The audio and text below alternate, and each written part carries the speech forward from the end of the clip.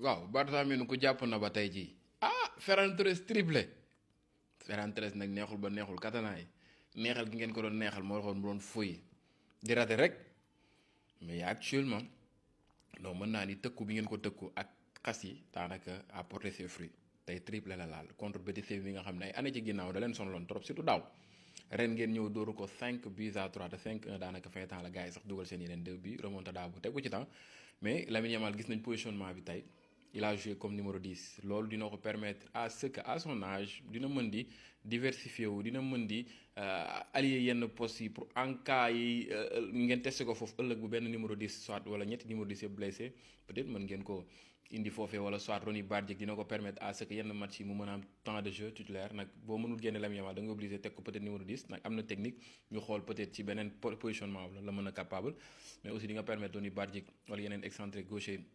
ñu mën a football illustré wu Ronny Bardiak aussi a montré que ni il a du talent mais il peut beaucoup faire Rashford il est talentueux mais finition bi il doit s'améliorer ci côté boobu il faut que mu travailler li ni mel mu ngi noonu waaye yamaatuñu foofu kookee ñu naan ko mën naa ni Lamine Yamal aussi finition bi aussi il va falloir mu gën cee góorgóorlu malgré il a marqué un penalty mais en tout cas dans l'ensemble l'FC Barcelone a joué un très bon match et a marqué 5 buts à 3 kookee ñu naan ko Betis Séville félicitations à vous da ngeen a jàpp na ba tey quoi di bandi bantul da ngeen dara. man maa amul jotu chaque match Barça bu jeexee ma taf la wax ci yow man jot boobu ooma ko je passe. en tout cas Barça bi ma gis yaakaaruma ne pare na pour wàccagum heure bi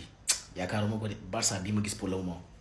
alors mu ngi noonu gars yi l'FC Barcelone gagne son match bi mu doon joué tey contre Real Betis 5 buts à 3 grâce à un très grand Ferran Torres. Stan Diop moo ko daan tooñi naan ko Ferran Torres mais tey moom c'est pas un tocard te bëri na fans Barcelone yi lu ñu ko daan critiquer mais yenn saa tamit day raté ay occasions yoo xam doo comprendre man yàgg naa ko di wax mais tey moom il n'a pas raté ses occasions avec un triplé il a permis au FC Barcelone de mener 5 buts à 3 tey contre le Real Betis ak un but de Ronny Bardghji ak un but de Lamine Yamal sur penalty. Ronny Bardghji gars yi suñu ci ñëwaatee booy bu baax la am na benn depuis benn match Barcelone maa ngi fàttaliku mooy temps yi Lamine Yamal blessé Flick daan na ko dugal te ko ci excentré bi moo tax Flick yenn saa yi day utiliser joueurs yi en fonction de seen mënin xam na ni Yamal amul benn problème jouer en numéro 10 mu jël Yamal teg ko en numéro 10 décaler Ronny Bardghji à côté te Bardghji gars yi am na benn extérieur de pied bu Ronny Bardghji defoon nga xam ne kii c'est un joueur am na talent et vraiment c'est un très grand joueur juste que nag des fois booy soog a ñëw dina xaw a metti concurrence bi ngay raté yenn occasion yi am na occasion bu garaaw bu mu raté woon contre Séville bi leen Séville di mujjee doon kaat yi am na occasion bu yéeme bu raté mais yëpp ça se comprend c'est un boy il faut lui donner du temps en tout cas il est trop talentueux maintenant mu ngi doon match maîtrisé de la part du FC Barcelone voilà plus encore d'autres 3 points devant nous comme que ñun waaye dinañ ba wàcc mais ñi ma gis yaakaar mu ne waa daan wàcc léegi parce que actuellement ils sont en forme ils sont en feu match maîtrisé. Catalans yi gagné ngeen mais est-ce que yéen seen xel dal na seen équipe bi à 100%. Félicitations voilà festival de but 5-3 voilà triplé de Ferran Torres voilà jeu bi rafet na combinaison yi mouvement yi les très belles appels de balle de Ferran Torres ah le jeu fluide le jeu cohérent pressing contre pressing tout est nickel tout est cohérent mais problème Barça mooy défense seen défense bii Jules Koundé Koubarsi li nga mën ngeen ko jël de waaye wax ji mooy Ligue des Champions bi seen défense bii nii saa yi jëlu Ligue des Champions de man su ma nekkoon catalan je vais me dire que ak Barça lu mu football lu rafet lu mu gagné en Liga mais du ma kontaan parce que man sama objectif principal mooy nan laay def ba jël Ligue des Champions bi ak défense bu bon bi ma am nii loolu mooy njëkk nekk sama souci man parce que je me dis que Liga espagnole amul niveau Liga espagnole Barça Real ñoo fa nekk le reste amuñu niveau mais kenn du Premier League c'est le meilleur championnat au monde xool leen tey match yi am Premier League nu mu neexee Liverpool Leeds Aston Villa xool leen tey lu mu tegal Arsenal ci lu tar niveau de jeu bu mu indi loolu doo ko gis Liga y a pas de niveau xooloon boo ko tey góolu Betis Séville bi lu ñëw dugg non mooy Liga amul niveau Liga amul benn niveau wóor na yàlla. li ma leen wax ni neexut a dégg mais moo am de défense bii na gën a dëgër boo leen bëggee dem ci Ligue des Champions bi Liga bi nag actuellement yéenay premier voilà mais yéen a mérité sax nekk premier c'est ça la réalité Real nekk deuxième parce que Real non ils ont rien foutu ces derniers matchs à part contre Bilbao. Donc le Real doit obligatoirement gagner demain pour revenir à 1 point. Ferran Torres nag yow tey triplé nga gars yi dinañ la tagg mais xaaral say saaga ci match Ligue des Champions yi loolu moom maa la ko wax booy bu ñu la taggee tey ëllëg dinañ la saaga ba nga tooy xep. acca gars yi kon ñu may laaj abonnement IPTV c'est toujours disponible surtout waa diaspora ma defal la installation abonnement IPTV nga mën a seetaan match yi sur tous les appareils numéro bi 77 la 348 43 09. alhamdulilah gars yi mu ngi noonu dañoo amoon objectif nag dem Real Betis si terrain am fa 3 points objectif boobu noonu nañ amoon is bii nag alhamdulilah gagné nañ Real Betis 5-3 mais nag buñ xoolee match bi premier mi-temps kese lañ football premier mi-temps kese lañ ñëw te ba ñu dugalee 1 bi si lañ ñëw fippu ba remonté Real Betis parce que ñoom dañoo ne tak 5 minutes ñoom ñu dugal mooy loolu mais nag nañ xoolaat bu baax parce que suñu deuxième mi-temps man si li ma gis suñu deuxième mi-temps baaxul quoi parce que dañoo dugal après ñu nekk foofu di bàyyeeku dugal 5e bi nekk foofu di bàyyeeku yooyu noonu deuxième mi-temps benn bii lañ dugal te penalty la fu mu toll nii nag gis ngeen ni Real Betis taxawoon na football lu ñu jaaxal de mais sincèrement suñu défense bi ak attaquant yeeg yooyu noonu Rashford tamit tey def na erreur ay yooyu noonu mais dañu koy jéggal mais nag nañ xoolaat quoi nañ xoolaat équipe bu baax buñ mënee yenn équipe yi si biir terrain am nañ gën a yokk score bi bu ko defee ñu mën leen a sori mais pas di raté loo raté gars yi da nga koy jëlaat loo mënti raté da nga koy jëlaat moo tax nag ñu war a sóoraale yéen ñi quoi yéen ñi ñu koy sóoraale ñuy dugal suñuy concrétiser suñuy occasion ak yooyu noonu mais nag alhamdulilah ba gagné nañ quoi. salaamaaleykum gars yi maa ngi nii den ziar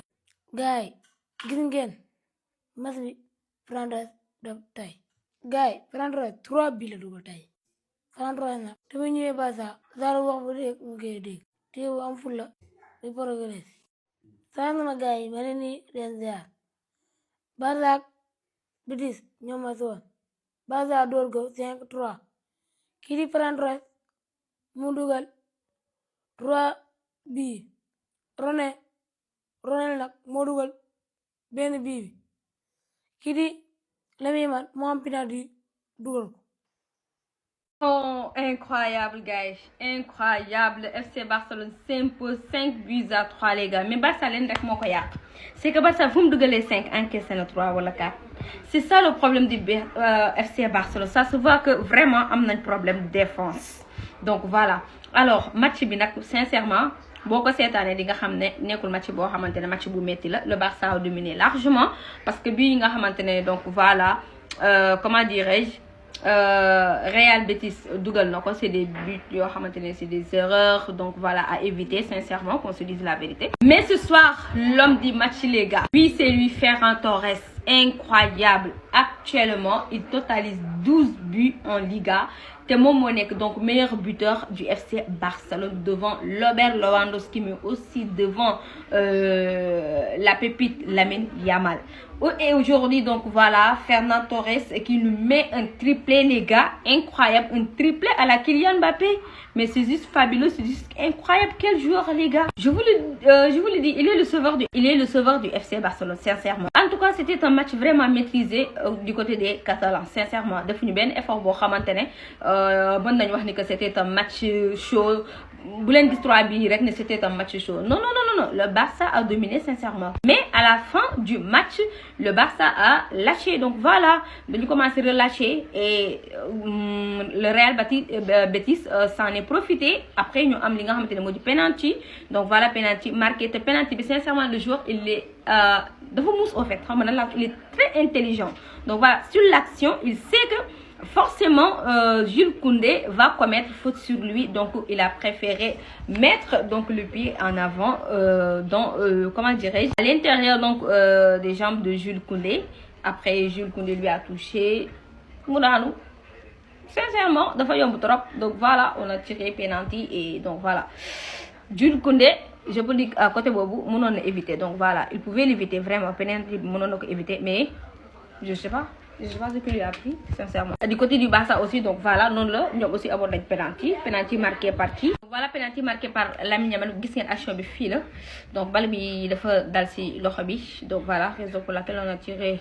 un penalty. Alors actuellement le FC Barcelone est à 4 points d'avance sur le Real de Madrid donc voilà victoire Real Madrid bu joué suba inchallah bu gagné Barça da koy rawee benn point mais je ne le souhaite pas entre guillemets si ça arrive donc Barça da koy rawee 4 points voilà. En tout cas FC Barcelone fawul benn yoon sincèrement ci li nga xamante ne leader bu ñu nekk titre de leader bu ñu nekk ci Liga bi je vous l'avais dit Barça une fois il est devant c'est foutu pour le Real de Madrid donc voilà c'est au Real de Madrid actuellement vraiment de faire des efforts bañatee am benn match nul mais aussi bañatee am benn défaite donc voilà on a qu'à enchaîner les victoires et en attendant au moins Barça ñu dóor ko wala mu def match nul sinon le FC Barcelone est toujours devant.